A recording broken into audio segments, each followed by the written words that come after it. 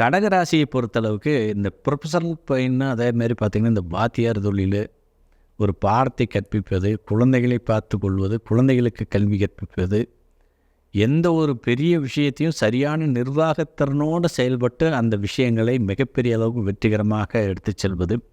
ஒரு சாதாரண நிலையில் இருக்கும் ஒரு நிறுவனம், இவர்கள் அந்த நிர்வாக நிலைக்கு போயிட்டாங்கன்னா நிச்சயமாக அந்த நிறுவனத்தையே மிகப்பெரிய உயரத்துக்கு எடுத்துகிட்டு போவாங்க. அந்த அளவுக்கு ஒரு நிர்வாகத்திறனும் ஒரு நல்ல ஒரு கனிவான ஒரு அணுகுமுறையும், வேலையாட்களில் ரொம்ப இலகுவான ஒரு தன்மையில் செயல்படக்கூடிய ஒரு தன்மையும், அன்பு பாராட்டக்கூடிய ஒரு வாய்ப்பையும் பெற்றவர்களாக இருப்பாங்க.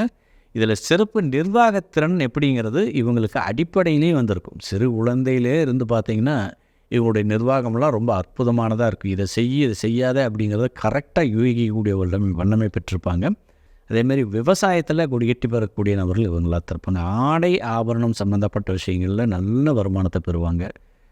தெளிவாக சொல்லணும்னா இந்த தொழில் செஞ்சால் இவர்களுக்கு 100% சக்ஸஸ் அப்படின்னா டிரான்ஸ்போர்ட், வண்டி வாகனம் சம்மந்தப்பட்ட டிரான்ஸ்போர்ட் சம்மந்தப்பட்ட பொதுமக்களை ஏற்றி செல்வதோ அல்ல சரக்கு வந்ததோ இந்த துறையில் இவங்கள் காலடி பதித்தால் மிகப்பெரிய சரித்திரத்தையே அவர்கள் நிகழ்த்துவார்கள் அப்படிங்கிற மாற்றுக்கருத்து கிடைக்கும்.